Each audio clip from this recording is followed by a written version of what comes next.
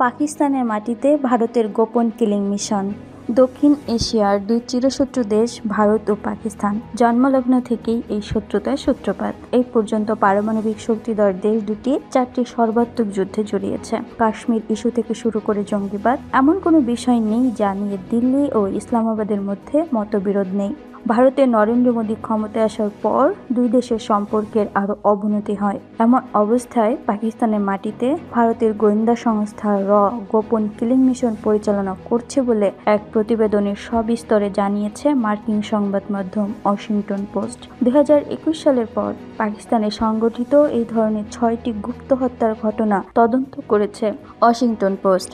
এই প্রতিবেদন করতে পাকিস্তানি ও ভারতীয় কর্মকর্তা, সশস্ত্র দলের যোদ্ধাদের মিত্র ও পরিবারের সদস্যদের সাক্ষাৎকার এবং পাকিস্তানি তদন্তকারীদের সংগ্রহ করা পুলিশের নথি ও অন্যান্য প্রমাণ পর্যালোচনা করা হয়। এই প্রতিবেদনে একটি উচ্চাকাঙ্ক্ষী ভারতীয় গুপ্ত হত্যার প্রোগ্রামের রূপরেখা প্রকাশিত হয়েছে।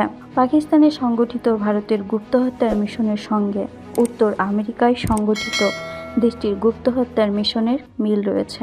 ভারতীয় গুপ্ত হত্যার মিশনের অংশ হিসেবে আমির সরফরাজ ডাম্বারের উপর হামলার ঘটনাটি সামনে আনা হয়।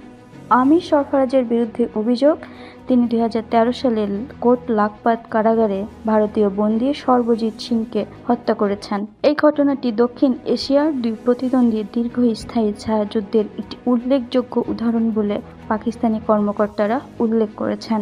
ভারত ও পাকিস্তান দীর্ঘদিন ধরে একে অপরের দেশে বিশৃঙ্খলা সৃষ্টির জন্য সশস্ত্র গোষ্ঠীদের ব্যবহার করে আসছিল। তবে 2021 সাল থেকে ভারতের গোয়েন্দা সংস্থা রিসার্চ অ্যান্ড অ্যানালাইসিস উইং একটি পদ্ধতিগত গুপ্ত হত্যার প্রোগ্রাম চালু করেছে। এর মাধ্যমে পাকিস্তানের মাটিতে অন্তত 6 জন মানুষকে হত্যা করেছে নরেন্দ্র মোদী ভারতের স্বাধীনতার পর নিজেকে দেশটির সবচেয়ে দৃঢ় ও শত্রু দেশের কাছে মারমুখর নেতারূপে তুলে ধরেছেন। গত বছর থেকে পশ্চিমা দেশের সরকারের সঙ্গে ভারতের সম্পর্কের উত্তেজনা দেখা দেয়। অভিযোগ উঠে যে কর্মকর্তারা কানাডা ও যুক্তরাষ্ট্রে শিখ বিচ্ছিন্নতাবাদীদের হত্যার নির্দেশ দিয়েছেন। পাকিস্তানের মাটিতে পরীক্ষা নিরীক্ষাকৃত ভারতের অভিযানের সম্প্রসারণ বলে একে মনে করা হয়। ওয়াশিংটন পোস্ট বলছে, পাকিস্তানের সংগঠিত গুপ্ত হত্যায় সাধারণত স্থানীয় ছোট অপরাধী বা আফগান ভাড়াটেদের মাধ্যমে পরিচালিত হয়। এই অভিযানে কখনো ভারতীয় নাগরিকদের ব্যবহার করা হয়নি।